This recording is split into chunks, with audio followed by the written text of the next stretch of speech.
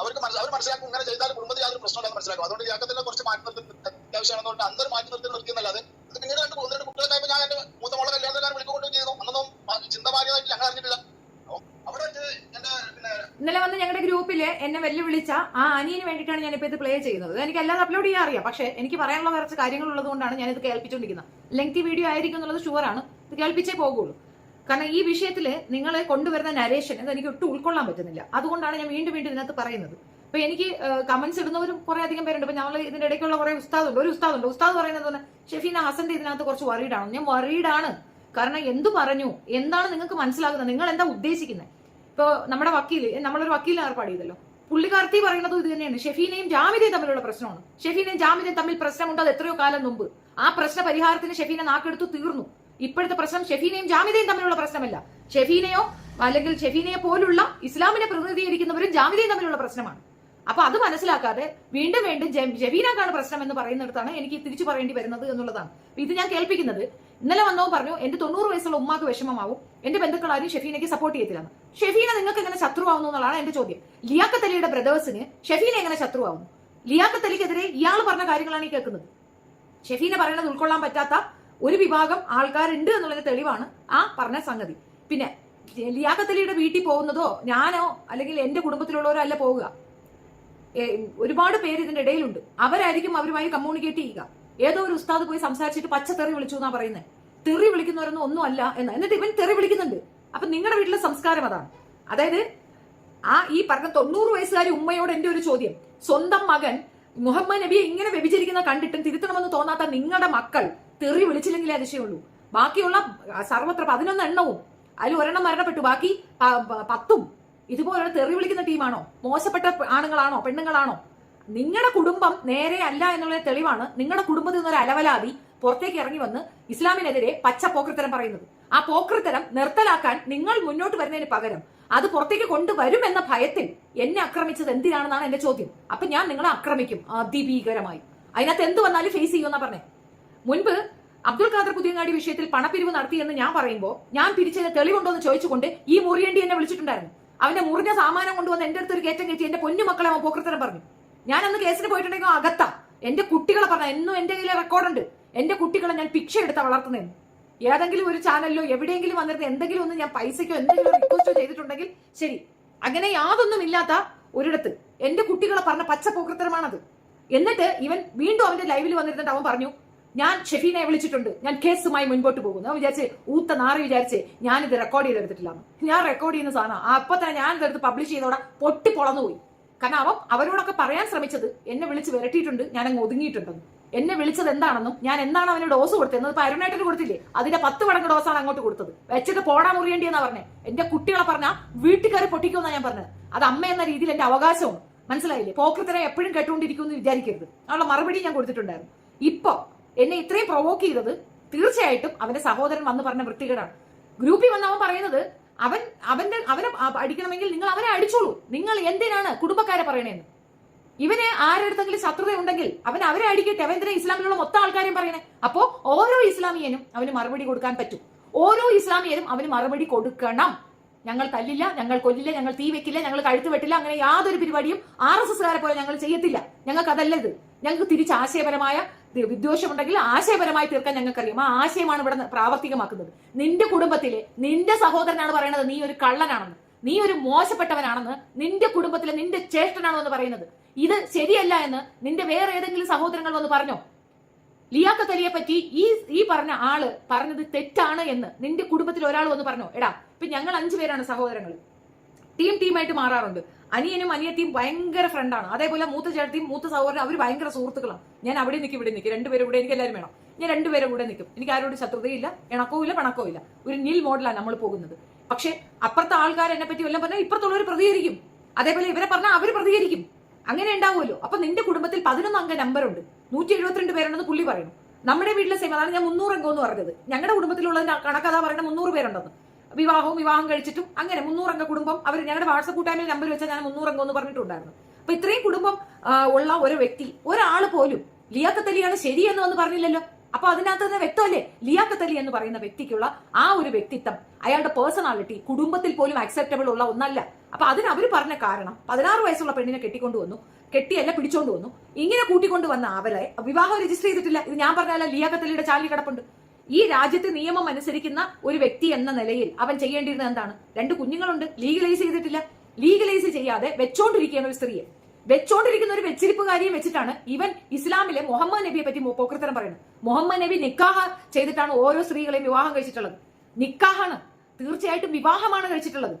പിന്നെ 6 വയസ്സുകാരിയുടെ കാര്യം പറയുന്നു. ഒരു 100 എക്സാമ്പിൾ ഞാൻ പറഞ്ഞു. ഇപ്പൊ ലാസ്റ്റ് പറഞ്ഞ ഇപ്പൊ കഴിഞ്ഞ പോട്ടെ, നാരായണഗുരു നവോദയ നായകൻ 5 വയസ്സുള്ള കുട്ടീനെ കല്യാണം കഴിച്ചത്, പെങ്ങളാ കെട്ടിയത് അദ്ദേഹത്തിന്റെ അറിവോടെ, അല്ലെങ്കിൽ പോലും ചെയ്തിട്ടുണ്ട്. അപ്പോ കഴിഞ്ഞ 100 വർഷങ്ങൾക്ക് മുൻപ് വരെ ഇവിടെ ബാലവിവാഹങ്ങൾ ഉണ്ടായിരുന്നു. അതിൽ ഏറ്റവും കൂടുതൽ മനസ്താപം ഉണ്ടായിട്ടുള്ള അധികാരികൾ തന്നെയാണ് അത് മാറ്റിവെച്ചത്. ഒരു പെണ്ണിന് ഓവുലേഷൻ ടൈം 9 ഇയേഴ്സോ 8 ഇയേഴ്സിലോ വരും. 8 വയസ്സിലോ 9 വയസ്സിലോ ആണ് ഒരു പെണ്ണിന് മെൻസ്ട്രേഷൻ വരുന്നത്. മെൻസ്ട്രേഷൻ ബോഡി തരുന്ന സിംറ്റംസ് ആണ്. ഇപ്പോ നമ്മള് ഇതുപോലെ ഒരു അവസ്ഥ വന്നാൽ ഈ ആർക്കുണ്ടാകുന്ന ഒരു അവസ്ഥയ്ക്കും അടുത്ത അതെന്താണ് ബോഡി കാണിക്കുന്ന symptoms? She is ready to conceive a baby എന്നാണ് അതിന്റെ അർത്ഥം. അപ്പൊ അത് വിവാഹ പ്രായം എന്ന് തന്നെ പരിഗണിക്കപ്പെടുന്ന ഒരു കാലഘട്ടം ഉണ്ടായിരുന്നു. ആ കാലഘട്ടത്തിൽ വിവാഹത്തിനെ അവഹേളിച്ചുകൊണ്ട് പോക്സോ മമ്മദ് എന്ന് പറഞ്ഞുകൊണ്ട് വളരെ മോശമായി മ്ലേച്ഛമായി പറയുന്ന ഒരു വിഭാഗം ആൾക്കാരുടെ തലപ്പത്ത് കയറിയിരിക്കണവൻ പാവം വന്നിട്ട് പറയും, ഞാൻ പറഞ്ഞതിന് തെളിവ് വയ്ക്കുന്നു. നീ പറഞ്ഞതിന് തെളിവുണ്ടടാ, നീയാണ് എക്സ് മുസ്ലിമിന്റെ അധികാരി എന്ന് നീ തന്നെ പറയുന്നു. നീ തന്നെ സംഘടന ക്രിയേറ്റ് ചെയ്തു. നിന്റെ അധികാര പരിധിയിൽ ഇരിക്കുന്ന വൃത്തികെട്ട വർഗങ്ങൾ ഒന്നടങ്കം പറയുന്ന ഒരു കാര്യം, ഇപ്പോ കഴിഞ്ഞ 2 ദിവസങ്ങൾക്കുള്ളിൽ നിന്റെ കൂട്ടത്തിലുള്ള താടിക്കരന പ്രാന്തൻ, ഇനി അവനാണ് എന്റെ ടാർഗറ്റ്. ഇവർക്ക് ആർക്കും അറിയാത്ത കുറച്ചധികം പേര് എക്സ് മുസ്ലിമുകൾ അപരനാമത്തിൽ നടക്കുന്നുണ്ട്. UV നവാസ് അവനാണ് എന്റെ ടാർഗറ്റ്. നിനക്കൊക്കെ തന്നെ ഈ പറയുന്ന ഖുർആനെ പറ്റിയിട്ടുള്ള വിവരണം തരുന്ന UV നവാസ് ആണ് അടുത്ത എന്റെ ടാർഗറ്റ്. അപ്പോ അവൻ തന്നെ ഇപ്പൊ മുഹമ്മദ് നബിയെ പറ്റി പടുമോശം പറഞ്ഞിട്ടുണ്ട്. ഏതൊക്കെയോ പുസ്തകങ്ങൾ കാണിച്ചിട്ട് അതിനകത്തുള്ള യുദ്ധതന്ത്രങ്ങളും യുദ്ധനീതികളെയൊക്കെ പറ്റി പറയുന്നുണ്ട്. അപ്പൊ ഇത്രയും വൾഗറായ രീതിയിൽ യുദ്ധത്തിൽ നടന്ന കുറെ കാര്യങ്ങളെ പറ്റി വിവരണം കൊടുത്ത് ആ സംഗതികളെ എടുത്തു വെച്ചുകൊണ്ട് മുഹമ്മദ് നബിയെ അവഹേളിക്കുമ്പോൾ തിരിച്ച് എന്റെ ചോദ്യം നിന്നോട്, നീ ഈ രാജ്യത്തെ നിയമം അനുസരിച്ച് ജീവിക്കുന്നവനാണോ? പരസ്പര ബഹുമാനത്തോടു കൂടി നീ റെസ്പെക്ടോടു കൂടി ഇസ്ലാമിനെ പറ്റി നീ ഇന്ന് വരെ സംസാരിച്ചിട്ടുണ്ടോ? നിനക്ക് പുച്ഛമാണ്, വെറുപ്പാണ്. എന്തുകൊണ്ട്? ചെറിയ വയസ്സിൽ നീ അനുഭവിച്ച അവഹേളനം അതിന് നിന്റെ വീട്ടുകാരെ പറയണം, നിന്റെ പെറ്റ തള്ളയെ പറയണം. 10ഉം പലതും പെറുമ്പോഴുള്ള പ്രശ്നം ഇതാണെന്നാണ് ഞാൻ പറയുന്നത്. 1ഓ 2ഓ ആണെങ്കിൽ നമ്മുടെ കൈക്കുള്ളി നിൽക്കും. 10ഉം പലതും പെറുമ്പോ എല്ലാവരിലേക്കും നമ്മളെ കണ്ണെത്തത്തില്ല. അപ്പൊ മക്കൾ ഇതുപോലെ ഹറാമികളാകും. ഹറാത്തിൽ ഉണ്ടായ സന്തതിയായി നിന്നെ പോലുള്ളവരുണ്ടാകും എന്നുള്ളതാണ്. ഹറാത്തിൽ പറഞ്ഞതുകൊണ്ടാണ് നിനക്ക് ഈ ഹറാം പിറപ്പ് എന്നുള്ളത് ചുരുക്കം. അപ്പോ ഈ വിഷയത്തിൽ ഇവൻ പല പ്രാവശ്യവും ആവർത്തിച്ചുകൊണ്ട് ഖുർആൻ എടുത്തു വെച്ചിട്ട് വളരെ ജെന്യുവിനായി ഇരുന്ന് തള്ളുകയാണ്. എനിക്കൊന്നും ഈ ജെന്യുവിനിറ്റി വരത്തില്ല. ഐ ഡോണ്ട് ഈസി വളരെ കാര്യക്ഷമതമായി ഞാൻ നിന്റെ തന്തയ്ക്ക് വിളിക്കട്ടെ എന്ന് വെച്ചാൽ തന്തയ്ക്ക് വിളിക്കണേ പച്ചയ്ക്ക് മുഖത്തൊക്കെ നിന്റെ തന്തയ്ക്ക് തന്നെ വിളിക്കും. മനസ്സിലായോ? നീ അത് അർഹിക്കുന്നു എന്നുള്ളതാണ് അർത്ഥം. പിന്നെ ഷെഫീന പെണ്ണാണ് എന്നൊരു സംഗതിയുണ്ട്, അത് നിന്റെ സഹോദരനിക്കുമുണ്ട്. അവൻ വന്നിട്ട് പറയുന്നുണ്ട് അതല്ല ആണത്വം, പെണ്ണത്വം എന്നൊരു സംഗതിയുണ്ട്. നല്ല ഗഡ്സ് ഉള്ള, തണ്ടല് ബലമുള്ള, നല്ല യോഗ്യതയുള്ള, നിലപാടുള്ള അമ്മമാർക്ക് പറഞ്ഞ മക്കളാണ് ഇവിടെ യോഗ്യത തെളിയിച്ചിട്ടുള്ള ഒരു യോഗ്യതയുള്ള ഒരു സ്ത്രീയെ ഞാൻ പറഞ്ഞില്ല. ആബിദ ബീഗം ആരെന്നറിയാം നിനക്ക്? അലി സഹോദരന്മാരുടെ അമ്മയാണ്. ഭർത്താവ് മരണപ്പെട്ടു പോയിട്ട് മറ്റൊരു വിവാഹത്തിന് നിൽക്കാതെ 4 ആൺമക്കളെ സ്വന്തം കൈക്കുള്ളിൽ വെച്ച് വളർത്തി രാജ്യത്തിന് ഡൊണേറ്റ് ചെയ്ത സ്ത്രീയാണ് ആബിദ ബീഗം. മക്കൾ ജയിലിൽ കിടന്നപ്പോൾ മാപ്പെഴുതി കൊടുത്താൽ വെറുതെ വിട്ടേവെക്കാമെന്ന് ബ്രിട്ടീഷുകാർ പറയുന്ന സമയത്ത് എന്റെ മക്കൾ മരണപ്പെടുകയാണെങ്കിൽ ഞാൻ സന്തോഷത്തോടു കൂടി അത് ആഘോഷിക്കും, കാരണം അവർ മരിച്ചത് എന്റെ നാട്ടിന് വേണ്ടിയിട്ടാണെന്ന് പറഞ്ഞ സ്ത്രീയാണ് ആബിദ ബീഗം. അവിടെ ഒരു പെണ്ണിനാണ് വാല്യൂ. ആ അമ്മ വിചാരിച്ചാൽ ഒരു മാപ്പെഴുതി കൊടുത്താൽ മക്കളെ വെളിയിൽ കൊണ്ടുവരാമായിരുന്നു, അവർക്ക് സേഫ് ആക്കാമായിരുന്നു. കഷ്ടപ്പെട്ട് പഠിപ്പിച്ച മക്കൾ നല്ല ഉദ്യോഗങ്ങളിൽ ഇരിക്കുമ്പോൾ ഇവിടുത്തെ RSS നാറികൾ വിചാരിച്ചതുപോലെ ഒരു വൃത്തികെട്ട ചിന്താഗതി ആ സ്ത്രീയുടെ മനസ്സിലുണ്ടായിരുന്നുവെങ്കിൽ ഇന്ന് ഇവിടെ കണ്ട ഈ നവോത്ഥാനങ്ങളൊന്നും തന്നെ സംഭവിക്കുക പോലുമില്ല.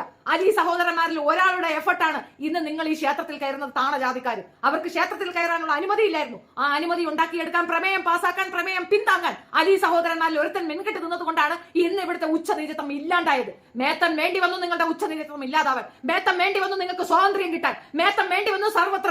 എന്നിട്ടും ഇതേപോലുള്ള ഞങ്ങൾക്കിടയിലുള്ള കരടുകളെ, വൃത്തികെട്ടവന്മാരെ, ഞങ്ങൾ ഛർദ്ദിച്ചു കളഞ്ഞ വൃത്തികെട്ടവന്മാരെ ചേർത്ത് പിടിച്ചുകൊണ്ട് നിങ്ങൾ ഞങ്ങൾക്കെതിരെ നടത്തുന്ന പടനയക്കത്തിന് നിങ്ങൾക്കെതിരെ സംസാരിക്കാൻ അറിയാനിട്ടല്ല, നിങ്ങളുടെ പുസ്തകം എടുത്ത് വെച്ച് അവഹേളിക്കാൻ അറിയാനിട്ടല്ല. അവഹേളനപരമായ 100 വിഷയങ്ങൾ അതിനകത്ത് ഉണ്ടായിട്ടും മൗനമായി ഞങ്ങൾ ഇത് അനുഭവിച്ചു തരുന്നതിന്റെ കാരണം ഞങ്ങളുടെ സഹിഷ്ണുതയാണ്. അത് ചോദ്യം ചെയ്യപ്പെടുന്നതിന്റെ ലെവൽ വളരെ വലുതാണ്. ഇത്തരക്കാർക്ക് നിങ്ങൾ പ്രൊട്ടക്ഷൻ കൊടുക്കുകയും അവരെ സപ്പോർട്ട് ചെയ്യുകയും അവർക്ക് പണം കൊടുക്കുകയും ചെയ്യുമ്പോൾ ഇപ്പോഴത്തെ തീയായി ജ്വലിക്കാൻ അതിനേക്കാൾ യോഗ്യതയുള്ള അമ്മമാരുണ്ടാകുമെന്നാ പറഞ്ഞ ലിയാഖത്ത് അലിയുടെ കുടുംബത്തിനോട് അടിച്ചു പറയുന്നു. ഇവിടെ ആണുങ്ങൾ എന്നല്ലടാ, ഇസ്ലാം മതത്തിൽ പെണ്ണിന് കൊടുത്തിരിക്കുന്ന വാല്യൂ എന്താണെന്ന് പെണ്ണൊരുത്തി ഞാൻ എന്ന് പറഞ്ഞാൽ മാത്രം മതിയാവുമാടാ. 100 ആണുങ്ങൾ പറയുന്നതിന് സമമായി ഷെഫീന എന്ന പെണ്ണൊരുത്തി മാത്രം പറഞ്ഞാൽ മതി. എന്റെ കുടുംബമാണ് ഞാൻ തെളിവായി വെക്കുന്നത്. സുൽത്താൻ കുടുംബത്തിലേക്ക് വന്ന് നോക്കുക. ഒരു പെണ്ണ് വീട്ടിലിരിക്കുന്നുണ്ടോ എന്ന് നോക്ക്. എല്ലാത്തിനും എഡ്യൂക്കേഷൻ, എല്ലാത്തിനും ജോലി, എല്ലാം സെറ്റിൽ ഡൗൺ. എങ്ങനെ, എന്തിന്? അവരൊക്കെ മതമനുസരിച്ച് ജീവിക്കുന്നവരാണ്. എല്ലാ ജമാഅത്തിലും നിങ്ങൾ അന്വേഷിക്കുക. ഞങ്ങളുടെ കുടുംബത്തിലെ ഓരോ പെൺകുട്ടികളെ നിങ്ങൾക്ക് തൂത്ത് പറക്കി അന്വേഷിക്കാം. ഒരെണ്ണം പോലും വീട്ടിൽ കുത്തിയിരിക്കുന്നതില്ല. എന്തുകൊണ്ടില്ല? പഠിപ്പിക്കുന്നു, ജോലിയിൽ എടുപ്പിക്കുന്നു, ഭരണ പങ്കാളിത്തമാണ് അവർക്ക് ഞങ്ങൾ ഓഫർ ചെയ്യുന്നത്. അത് എന്തുകൊണ്ടാണെന്ന് അറിയാമോ? ഈ സമത്വം വേറെ ഒന്നിലും ഇല്ലാത്തത്രയും ഇസ്ലാമിലുണ്ടെന്നും ആ മതഗ്രന്ഥം കൃത്യമായി മനസ്സിലാക്കിയ പൂർവ്വപിതാക്കന്മാർ ഞങ്ങളുടെ കുടുംബത്തിലുള്ളതുമാണ് കാരണം. അത് മനസ്സിലാകാതെ ചവിട്ടി പിടിച്ചു വെച്ചിരിക്കുന്ന ഇസ്ലാം മതത്തിലുള്ളവർക്ക് തന്നെ അത് തിരിച്ചറിവാകാനാണ് ഞാൻ സംസാരിച്ചിട്ടുള്ളത്. ലിയാഖത്ത് അലിയുടെ കുടുംബത്തിൽ ചിലപ്പോൾ പെണ്ണുങ്ങൾ വെറും അടിമകളും കീടങ്ങളുമായിരിക്കും. ഷെബീനയുടെ കുടുംബത്തിൽ അങ്ങനെ ഒരു വകയില്ല. ഷെബീനയുടെ കുടുംബം നയിക്കുന്നത് തന്നെ സ്ത്രീകളാണ്. അത് മറന്നു പോകണ്ട. അതിന്റെ അർത്ഥം ആണുങ്ങളെ ചവിട്ടിത്തേക്കിയ പോക്കൃത്തരം പറയുക എന്നല്ല. കൊടുക്കേണ്ട റെസ്പെക്റ്റും ആ അനുവദനീയമായ കാര്യങ്ങളും ഒക്കെ തന്നെ വെച്ചുകൊണ്ട് തന്നെ കൃത്യമായി നിലകൊള്ളുന്ന ഒരു കുടുംബമാണ്. അഡ്രസ്സ് പറയുന്നത്, പോയി അന്വേഷിക്കാൻ പറയുന്നത്. ആ കുടുംബത്തിൽ ഏതെങ്കിലും ഒരെണ്ണം റൗഡി പീസായിട്ടുണ്ടോന്ന്, ഒരെണ്ണമെങ്കിലും ഇതുപോലുള്ള വ്യഭിചാര സന്തതിയായിട്ടുണ്ടോന്ന് അന്വേഷിക്കണം. ഏത് കുടുംബത്തിൽ ജനിച്ച് ഏത് വർത്തമാനത്തിൽ വന്ന് നിൽക്കുന്ന എന്തെല്ലാം അവഹേളനങ്ങൾ കേട്ടിട്ടും ഇതിനു വേണ്ടി പടപെടുത്തി നിൽക്കുന്ന എന്റെ സഹിഷ്ണുതയെ ചോദ്യം ചെയ്താൽ ഞാൻ പൊട്ടിത്തെറിക്കുന്ന ലെവൽ വേറെ ആയിരിക്കും. അത് എന്നെ കൊണ്ട് ചെയ്യിക്കരുതെന്നാണ് പറഞ്ഞത്. ലിയാഖത്ത് അലി ആന്റിയും ഇപ്പൊ കാണിക്കുന്ന ഈ നാടകം അത് നീ അവസാനിപ്പിച്ചോ. നീ സംഘികളെ പറയുമ്പോ ഞാൻ മിണ്ടാതിരിക്കുമ്പോൾ നിന്റെ തോന്നൽ നീ നിർത്തി വെച്ചോ. ഇത് നോൺ സ്റ്റോപ്പ് ആണ്. ഇപ്പുറത്ത് ഞാൻ നിൽക്കുന്നിടത്തോളം നീ ഇനി ഒരിക്കൽ കൂടെ ഇസ്ലാമിനെ എടുത്തു വെച്ച് അവഹേളിക്കാൻ ഉദ്ദേശിച്ചാൽ ആരിഫ് കിണ്ണനേക്കാൾ വൈകൃതം നിറഞ്ഞവനാണ് നീ എന്നുള്ളത് എനിക്ക് കൃത്യമായ ബോധ്യവും കൃത്യമായ തെളിവുമുണ്ട്. നിന്റെ കയ്യിൽ എവിടെ തെളിവെന്ന് ചോദിച്ചു കൊണ്ടുവരുന്ന നാറികളോടാണ്. എനിക്ക് ഈ തെളിവ് തരാനും ആവശ്യത്തിൽ കൂടുതൽ ഡോക്യുമെന്റ് കളക്ട് ചെയ്യാനും അപ്പുറത്ത് ഞാൻ ആൾക്കാരെ നിർത്തിയിട്ട് തന്നെയാണ് നിൽക്കുന്നത്. തരിച്ചുവല്ല. അതും മറന്നു പോകണ്ട. അതെന്തുകൊണ്ടാണെന്ന് അറിയാമോ? നേതൃത്വ പാഠവും ഉള്ള ഒരു കുടുംബത്തിൽ ജനിച്ചത് കൊണ്ട് തന്നെയാണ്. പെണ്ണെന്നുള്ള ഇകഴ്ത്തലും കൊണ്ട് എന്റെ ലൊക്കാലിറ്റിയിലേക്ക് വരാനേ നിൽക്കരുത് നീയൊക്കെ. മനസ്സിലായോ? ഇപ്പൊ മനസ്സിലായ ചരിത്രബോധമുണ്ടെന്ന്. ഇപ്പൊ മനസ്സിലായോ സ്ത്രീക്ക് എന്ത് പവർ ഉണ്ടെന്ന്? അത് മുഹമ്മദ് നബിയുടെ ജീവചരിത്രം കൃത്യമായി മനസ്സിലായവർക്ക് മനസ്സിലാകും. അല്ലാത്ത തെട്ടികൾക്ക് മനസ്സിലാകത്തില്ല. ആ വിവാഹ ബന്ധങ്ങളോ അല്ലെങ്കിൽ അതിനകത്ത് നടന്ന സംഭവ വികാസങ്ങളോ ഓരോന്നെടുത്ത് വെച്ചും കൃത്യമായി എക്സ്പ്ലെയിൻ ചെയ്യാൻ ഷെഫീനയ്ക്കാകും. അതെന്നെ കൊണ്ട് ചെയ്യിക്കരുതെന്നാണ് ഞാൻ പറഞ്ഞത്. അതെന്നെ കൊണ്ട് ചെയ്യിക്കരുത്. നിങ്ങൾ എത്രത്തോളം കറുപ്പടിച്ച് വൾഗറാക്കാൻ ശ്രമിക്കുന്ന ഈ മതത്തിനകത്തുള്ള പ്രിയോറിറ്റിയും അതിനകത്തുള്ള വ്യക്തതയും പറയുമ്പോൾ അപ്പുറത്ത് ഞാൻ എതിർക്കേണ്ടി വരുന്നത് വലിയൊരു സമൂഹത്തിനെയാണെന്നുള്ള ബോധമുള്ളത് കൊണ്ട് മൗനമായിരിക്കുന്നതാണ്. അതിനപ്പുറം പണ്ഡിത ശ്രേഷ്ഠന്മാർ ചവിട്ടിപ്പിടിച്ചൊരു ചരിത്രമല്ല ഇസ്ലാമിനുള്ളതെന്ന് എനിക്ക് കൃത്യമായ ധാരണയുണ്ട്, വ്യക്തമായ ധാരണയുണ്ട്. അത് വേണ്ട എന്ന് വെച്ചിട്ട് അവർക്കുള്ള ഡ്യൂ റെസ്പെക്ട് കൊണ്ട് ഞാൻ മൗനമായിരിക്കുന്നു. എപ്പോൾ വേണമെങ്കിലും ജീവൻ നഷ്ടപ്പെടും, എന്റെ കുഞ്ഞുങ്ങൾക്ക് കാര്യമില്ലാണ്ടാകുന്നുള്ള ബോധം കൊണ്ട് മാത്രം മൗനം അവലംബിക്കുന്ന എന്റെ സഹിഷ്ണുതയെ ചോദ്യം ചെയ്യരുതെന്നാണ് ഞാൻ പറയുന്നത്. ആ സഹിഷ്ണുതയെ ചോദ്യം ചെയ്യാൻ ലിയാഖത്ത് അലി എന്നല്ല, ആരിഫ് ഹുസൈൻ എന്നല്ല, ജാമിദ എന്നല്ല ഒരുത്തികളുടെയും ലൗണ്ടികൾ വരരുത്. നീയൊക്കെ വളർത്തിവിട്ട വിഷജന്തുക്കളാണ് ഈ സമൂഹത്തിൽ സ്പർദ്ധത ഉണ്ടാക്കുന്നത്. ഇവിടെ ഇല്ലാത്ത മതവിദ്വേഷം, ഇവിടെ ഇല്ലാത്ത പ്രശ്നം ഉണ്ടാക്കുന്ന നീയൊക്കെയാണ്. തിരിച്ചറിഞ്ഞുകൊണ്ട് ഈ നാട്ടിൽ നടക്കാനിരിക്കുന്ന കലാപത്തിനെതിരെ സംസാരിക്കുമ്പോൾ അനാവശ്യമായി എന്നെ പ്രൊവോക്ക് ചെയ്യാൻ ഓരോ കോപ്പും കൂട്ടി ഇങ്ങോട്ട് വന്നാൽ തിരിച്ച് എനിക്ക് അതിനേക്കാൾ നല്ല വ്യക്തമായി മറുപടി പറയാൻ അറിയാമെന്നുള്ളത് ഞാൻ അടിച്ചു പറഞ്ഞു വെക്കുക. മനസ്സിലായല്ലോ? ഇനി ഇത് നിന്റെ ചേട്ടന്റെ വോയിസ് അല്ലാതെ പറയരുതാ നാറി. നീ വന്ന് പറഞ്ഞത് ഷെഫീന തെറി വിളിക്കുന്നതാണ്. എടാ, നിന്റെ സഹോദരൻ പറയുന്ന വൃത്തികേടിന് അതേ നാണയത്തിൽ തിരിച്ചു കൊടുക്കാൻ പറ്റുള്ളൂ. അല്ലയോ മാന്യനായ മനുഷ്യ, നീ ഞങ്ങളുടെ മതത്തിനെ അവഹേളിക്കുന്നത് പറയാൻ സൗകര്യമില്ലടാ. സ്ത്രീകൾക്ക് സ്വാതന്ത്ര്യമില്ല എന്നവൻ പറഞ്ഞാൽ എന്റെ മതത്തിൽ സ്ത്രീകൾക്ക് സ്വാതന്ത്ര്യമുണ്ട്. തല ഉയർത്തിപ്പിടിച്ച് ഞാൻ അത് പറയും. എന്റെ അനുഭവമാണ് ഞാൻ പറഞ്ഞത്. എന്റെ കുടുംബത്തിലെ പെണ്ണുങ്ങളുടെ അനുഭവമാണ് ഞാൻ പറഞ്ഞത്. അല്ലാതെ ഞാൻ വെറുതെ വെറും വാക്കോ വെളുപ്പീരോ അല്ല നടത്തിയത്. അത് അവൻ പറയുമ്പോൾ അതല്ല എന്ന് പറയാൻ ആർജവമുള്ള പെണ്ണുങ്ങളെ ഞാൻ ഉണ്ടാക്കി വെച്ചിട്ടുണ്ട്. ചെറിയ യൂട്യൂബേഴ്സ് ആയിരിക്കാം, അവരാണ് നാളത്തെ മുതലുകൾ. അവർ പറയും, അവർക്കുമുണ്ട് കൺഫ്യൂഷൻ. ഇവന്മാർ പറയുന്നത് കേട്ട് കൺഫ്യൂസ്ഡായി തലതിരിഞ്ഞ് നിൽക്കുന്ന പെണ്ണുങ്ങളുണ്ട്. അവർക്ക് എന്നോട് ചോദിക്കാം. നിങ്ങൾക്ക് ഈ മതത്തിലുള്ള സംശയം എന്നോട് ചോദിക്കൂ, ഞാൻ പറഞ്ഞു തരാം. ജാമിതയല്ല ഞാൻ അരച്ച് കലച്ച് കുടിച്ച് നിൽക്കുന്നവളല്ല. പക്ഷെ അനുഭവത്തിൽ കൂടെ നല്ല വിജ്ഞാനം നേടിയവളാണ്. എന്റെ അനുഭവമാണ് ഞാൻ നിങ്ങൾക്ക് പങ്കുവയ്ക്കുന്നത്. എന്റെ കുടുംബത്തിലെ പെണ്ണുങ്ങളെ ഞാൻ നിങ്ങൾക്ക് കാണിച്ചു തരാം.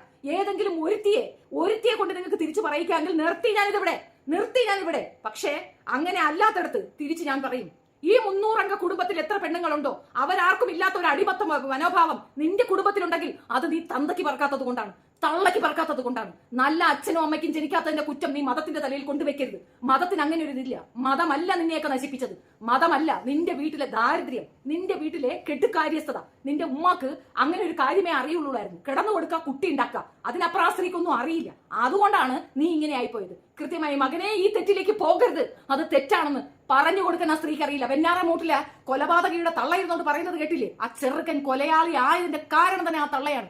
എങ്ങനെയാണ് പാർശ്വവൽക്കരിക്കപ്പെടുന്ന ഒരു കമ്മ്യൂണിറ്റി എന്ന് പറഞ്ഞാൽ ഭയം. അതെനിക്കില്ല എന്നുള്ളത് മറന്നു പോകരുത്. അതെനിക്കില്ല. എന്റെ കൂടെ നിൽക്കുന്നവർക്കും അത് ഉണ്ടാവില്ല. ഭയപ്പെടുത്താമെന്ന് നീ വിചാരിക്ക പോലും വേണ്ട. നിന്റെ ഒരു കൂട്ടായ്മയ്ക്കും അതിനുള്ള ആംബിയർ ഇല്ല. ഭയം എന്ന സാധനം നിങ്ങൾ പ്രചരിപ്പിക്കുന്നത് ഞങ്ങൾക്കില്ല. പറഞ്ഞാൽ അത് കൃത്യമായി തിരിച്ച് മറുപടി ഉണ്ട് എന്നുള്ളതാണ്. യുക്തിവാദി എന്ന് അഭിനയിക്കുന്ന നീയൊക്കെ എങ്ങനെയാണ് സംഘികളുടെ മാർക്കറ്റിൽ പോയി നിൽക്കുന്നത്? സംഘി മാർക്കറ്റിൽ നിനക്കൊക്കെ എന്ത് കാര്യം? എന്താണ് യുക്തിവാദി എന്ന് നിനക്കറിയുമോ? ഈ രാജ്യത്ത് ഏറ്റവും കൂടുതൽ യുക്തിവാദികളെ കൊന്നൊടുക്കിയത് ആര്? സംഘിയാണ്. സംഘിയുടെ മെയിൻ കൊണ്ടാണ്ടറായ വീർ സവർക്കർ യുക്തിവാദിയാണെന്നാണ് അഭിനയിച്ചവനാണ്. അവന്റെ ചിതാഭസ്മം അവിടെ വെച്ചിരിക്കുകയാണ്. അതെപ്പോ കൊണ്ടുപോയി കലക്കൂന്നറിയാമോ? ഇന്ത്യ ഒരു ഹിന്ദു രാഷ്ട്രമാകുമ്പോൾ. ഹിന്ദു രാഷ്ട്രമാണെങ്കിൽ ഹിന്ദുക്കൾ പൊരുതണം. അവിടെ ഇസ്ലാമിയർ ഉണ്ടാകരുത്, ക്രിസ്ത്യൻസ് ഉണ്ടാകരുത്. ഈ രാജ്യത്ത് ടാക്സ് കൊടുക്കുന്നത് ഹിന്ദുക്കൾ മാത്രമായിരിക്കണം. ഞങ്ങൾ കൊടുക്കരുത്. ഞങ്ങൾ ടാക്സ് കൊടുക്കുന്നുണ്ടെങ്കിൽ ഞങ്ങളുടെ അവകാശങ്ങൾ ഇവിടെ സംരക്ഷിക്കപ്പെടണം.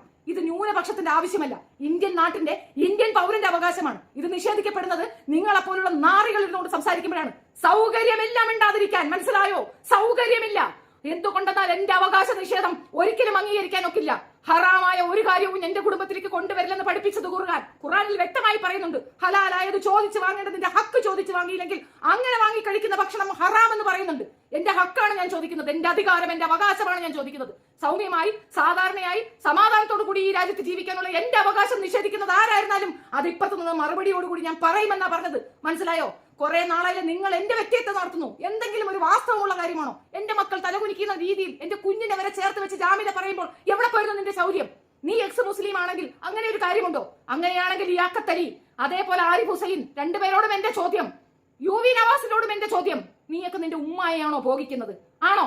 എങ്കിൽ ഷെഫീനയുടെ മകനുമായി ഷെഫീനയ്ക്ക് ബന്ധമുണ്ട് എന്നർത്ഥം. അത് പറഞ്ഞവർ ആരായിരുന്നോ അവർക്കൊക്കെ അവരവരുടെ ഉമ്മായുമായിട്ട് ഭോഗമുണ്ടെങ്കിൽ ശരിയാണ്, ഷെഫീനയും മകനും തമ്മിൽ അങ്ങനെ ഒരു ബന്ധമുണ്ട്. എന്റെ വ്യക്തിഹത്യ നിങ്ങൾക്ക് വിഷയമല്ല.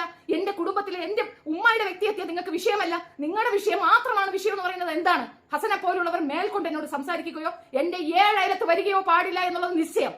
നിനക്ക് വേണ്ടിയല്ല ഞാൻ സംസാരിച്ചത്, നിനക്ക് വേണ്ടിയല്ല ഞാൻ മൈക്കെടുത്തത്, നിനക്ക് വേണ്ടിയല്ല ഞാൻ എന്റെ ലൈഫ് റിസ്കിലാക്കിയത്. നിന്നെക്കാൾ ഉപരി ഒരുപാട് മനുഷ്യർ ആഗ്രഹിക്കുന്നുണ്ടായിരുന്നു. ഒരുപാട് മനുഷ്യർ സംസാരിക്കാൻ ആഗ്രഹിച്ച കാര്യമാണ് ഷെഫീനയുടെ നാവിൽ വന്നത്. അല്ലാതെ നിന്നെ പോലെയുള്ള തേർഡ് റേറ്റ് ക്രിമിനലുകൾക്ക് വേണ്ടിയല്ല ഞാൻ മൈക്കെടുത്തതും ഇതുവരെ സംസാരിച്ചതും പ്രവർത്തിച്ചതും. റിസ്കി ഗെയിമാണ് കളിക്കുന്നതെന്നുള്ള വ്യക്തമായ ധാരണ എനിക്കുണ്ട്. ഇതൊക്കെ ഈസി കോയിൽ നിന്റെ കയ്യിലേക്ക് വന്നപ്പോ നീ എന്താ വിചാരിച്ചേ? ഷെഫീന അങ്ങ് താറടിക്കാമെന്ന് അല്ലേ? മാപ്പ് കൊടുക്കാനാണെങ്കിൽ എഴുന്നേറ്റ് മാപ്പ് കൊറ. മാപ്പ് ചോദിക്കാനും മാപ്പ് കൊടുക്കാനും ഷെഫീന സംഖ്യയല്ല. മനസ്സിലായ? നല്ല ഫസ്റ്റ് ക്ലാസ് പ്യൂർ രക്തമാ എന്റെ ബോഡിയിലുള്ളത്, അല്ലാതെ കലർപ്പുള്ള രക്തമല്ല. മേൽക്കൊണ്ട് ഈ വർത്തമാനം പറഞ്ഞുകൊണ്ട് എന്റെ അടുത്ത് വന്നാൽ തിരിച്ചു നിന്ന് ഞാൻ പറയണ അപരാധം കൂടെ നീ കേൾക്കാൻ തയ്യാറായിക്കണം. അതാണ് ഞാൻ പറഞ്ഞത്. നിൽക്കുന്ന സ്ത്രീയുടെ കേപ്പബിലിറ്റിയോ അവരുടെ നിലപാടോ വ്യക്തമാവാതെ ചുമ്മാ ഈസി ഗോയായിട്ട് സാധിച്ചു കളയാമെന്നല്ല. ഇത് പറഞ്ഞു പോവുക എന്നുള്ളതല്ല, ഇത് വേരോടെ പുഴുക എന്നുള്ളതാണ് എന്റെ ലക്ഷ്യം. നിർത്തിക്കോ എന്ന് പറഞ്ഞാൽ നിർത്തിക്കോ എന്നാണ് അർത്ഥം. നിർത്താൻ പറഞ്ഞാൽ നിർത്തണം, അതാണ് അർത്ഥം. അല്ലാതെ ഞാൻ ഇന്ന് നിർത്തി നാളെ നീയും നിർത്തൂ പിന്നീട് നമുക്ക് തുടങ്ങാം അവളൊന്ന് അവസാനിക്കട്ടെ എന്നാണെങ്കിൽ പരമ്പരയായിട്ട് ഞാൻ ചെയ്യും. എന്റെ മകനെ ഞാൻ പ്രിപ്പയർ ചെയ്യും, അവന് വരുന്ന പെണ്ണിനെ ഞാൻ പ്രിപ്പയർ ചെയ്യും, അവൻ പ്രസവിക്കുന്ന കുട്ടികൾക്ക് ഞാൻ പ്രിപ്പയർ ചെയ്യും. വിടൂല എന്നാ പറഞ്ഞത്. അത് മനസ്സിലാകുന്നില്ലേ? നൈമിഷികമായി അല്ലെങ്കിൽ കുറച്ച് ദിവസത്തേക്ക്, കുറെ ദിവസങ്ങളിലേക്ക് മാത്രം ഒരു വ്യൂവിനോ ഈ ചാനൽ വരുത്താനോ ഒന്നുമില്ല. ഞാൻ ധൈര്യമായി പറയുന്ന പാസ്വേഡ് തരാം. ഈ ചാനൽ ഡിലീറ്റ് ചെയ്യും, ഞാൻ അടുത്ത ചാനൽ തുടങ്ങും. എനിക്ക് വേണ്ട ഈ മൈരി ചാനൽ, ഞാൻ അടുത്ത ചാനൽ തുടങ്ങും. അപ്പോഴും എന്റെ ശബ്ദം ഇവിടെ ഉണ്ടാകും. ചാനലല്ലടാ മൈരെ, പറയണതിനകത്താണ് കാര്യം. ഇനി വന്നിരുന്നോണ്ട് എന്റെ മുടി തലമുടി ചാള് പറയുന്നൊക്കെ പറഞ്ഞോണ്ട് വന്ന പാച്ച അവരത് ഞാൻ വിളിച്ചു പറഞ്ഞോളാം. മനസ്സിലായല്ലോ? നിങ്ങൾക്ക് കംഫർട്ടാണ് ഞാൻ തലയിൽ തട്ടമിടുന്നത് പറഞ്ഞത് കൊണ്ട് മാത്രമാണ് ഞാൻ ഈ സാധനം ഇട്ടത്.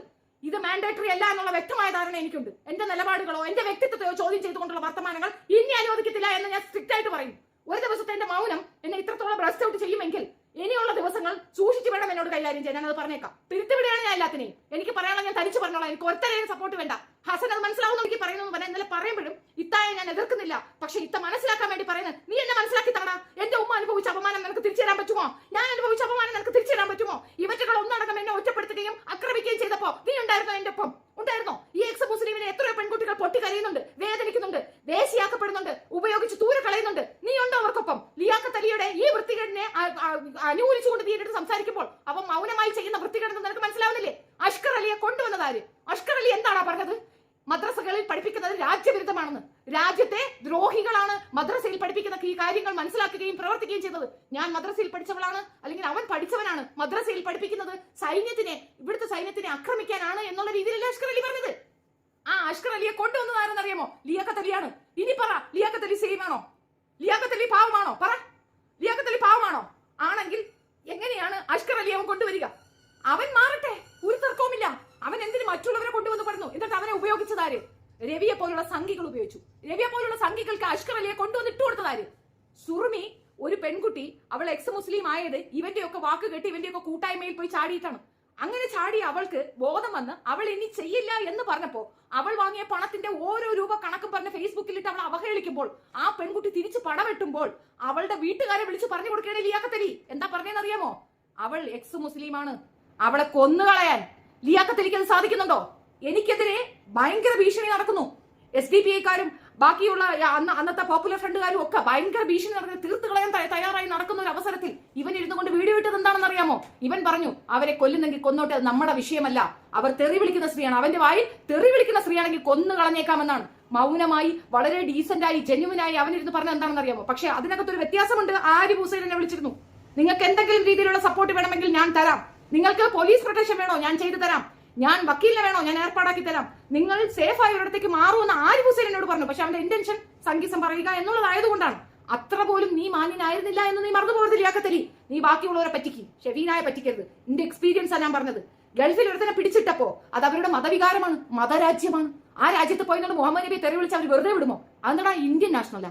ഞാനതാ പറഞ്ഞത്. അന്നത്തെ അവസ്ഥയിൽ അവിടെ വെച്ച് അവൻ എന്ത് സംഭവിച്ചാലും ഈ രാജ്യത്ത് പാർശ്വവൽക്കരണം ഏർപ്പെടുന്ന എന്റെ സമൂഹം ആക്രമിക്കപ്പെടും എന്നുള്ള തിരിച്ചറിവ് കൊണ്ടാണ്, ആ തിരിച്ചറിവ് ഉള്ളത് കൊണ്ടാണ് ഞാൻ തീർത്തും പറഞ്ഞത് ഒരു കാരണവശാലും അവിടെ ശിക്ഷിക്കപ്പെടരുത്. അവനെ നാട്ടിലേക്ക് പറഞ്ഞു വിടൂ, അവനെ ഇത് കൊടുത്തങ്ങ് പറഞ്ഞു വിടൂ, അവനെ അവിടെ ശിക്ഷിക്കരുത്. കാരണം ഇവിടെ ഉള്ളവർ അതിന്റെ അനന്തരഫലം അനുഭവിക്കേണ്ടി വരും എന്നാ ഞാൻ പറഞ്ഞത്. എന്റെ വീട്ടിൽ കയറി എന്റെ കുടുംബനാഥം കൊള്ളില്ല എന്ന് പറഞ്ഞാൽ നിന്നെ വെട്ടാതെ പിന്നെ എന്തോ ചെയ്യണോടാ? അതാണ് അവർ ചെയ്തത്. ദുബായിലായിരുന്നാലും സൗദി ഭരണകൂടമായിരുന്നാലും ചെയ്തത് അത് കൃത്യമാണ്. അങ്ങനെ ചെയ്യാൻ പാടുള്ളൂ. അതുകൊണ്ടാണ് അപ്പൊ നീ വിചാരിച്ച് ഞാൻ എക്സ് മുസ്ലിം ആയിരുന്നു. എന്താണ് ഞാൻ പറഞ്ഞത്? രാഷ്ട്രം എന്താണെന്നും രാഷ്ട്രീയം എന്താണെന്നും രാജ്യസ്നേഹം എന്താണെന്നും ഷെഫീനയെ പഠിപ്പിക്കരുത്. ഷെഫീനയുടെ പൂർവ്വ ചരിത്രമോ ഷെഫീനയുടെ പൂർവ്വപിതാക്കന്മാരുടെ ചരിത്രമോ എടുത്താൽ മനസ്സിലാവും സ്വാതന്ത്ര്യ സമരത്തിൽ ഞങ്ങളുടെ പങ്കെന്താണെന്ന്. അതുകൊണ്ട് കോപ്പം കൊണ്ട് ഇങ്ങോട്ട് തള്ളരുത്. അത്രേ എനിക്ക് ഇതിനകത്ത് പറയാനുള്ളൂ. ഇവൻ ഒരു കൊടും വിഷമാണ്, ഈ ഗ്രൂപ്പിലെ ഏറ്റവും വലിയ വിഷമാണ്. നിങ്ങൾ ഓർത്തു നോക്കും, നമ്മൾ ഇത്രയും ദിവസം ചെയ്തതിൽ വെച്ച് ഏറ്റവും ഭീകരമായ ഒരു ആക്രമണമാണ് ഇന്നലെ ഇവന്റെ ഒരു ബ്രദറിനെ കൊണ്ട് ഇവൻ ചെയ്യിപ്പിച്ചത്. എന്റെ ഗ്രൂപ്പിൽ വന്ന് അവൻ പറയുന്നതാണ് ഞാൻ പറ്റിക്കുകയാണെന്നാണ്. എനിക്ക് ഈ കമ്മ്യൂണിറ്റിയെ പറ്റിച്ച് എന്ത് കിട്ടാനാണ്? എനിക്കത് പറഞ്ഞു തന്നെ. എനിക്ക് എന്താ കിട്ടുന്നത്? പിന്നെ NIA വരും, ED ചോദ്യം ചെയ്യുന്നു. അയ്യോടാ, ED ഞാൻ ക്ഷണിക്കുകയാണ്. EDയോ NIAയോ ഇനി വേറെ ഏതെങ്കിലും കൊണാണ്ടറിനെ വരൂ, നാണിച്ചു പോവും, ലജ്ജിച്ചു പോവും. എന്റെ ബാങ്ക് സ്റ്റേറ്റ്മെന്റ് കണ്ടാൽ ഷെഫീന അധ്വാനിക്കുന്ന പണം അതിനകത്തുണ്ട്.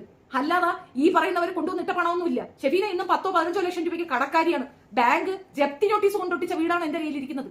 ഞാൻ ഇവരുടെ പണം വാങ്ങി സംസാരിക്കുന്ന നാണമില്ല നായ നിനക്കിത് പറയാൻ?